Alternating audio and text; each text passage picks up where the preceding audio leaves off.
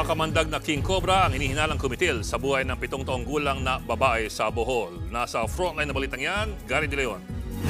Sa murang edad, nagtapos ang buhay ng 7 taong gulang na si Reinhardt Madrigal. Yan ay matapos siyang matuklaw umano ng makamandag na kobra sa Alicia, Bohol nitong Martes. Kwento ng amain ni Reinhardt, kinuha ng bata ang mga labada sa likod ng kanilang bahay. Doon daw natuklaw ng king cobra ang biktima sa kanyang paa. Di siguro niya na malaya na may ahas, ayun, baka natapakan niya o nung kinagat siguro siya, tumakbo.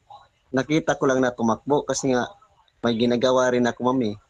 Nangapit bahay pa raw ang bata at tumagal ng 15 minuto bago niya naikwento na natuklaw siya. Dito na siya itinakbo sa ospital pero idiniklarang dead on arrival.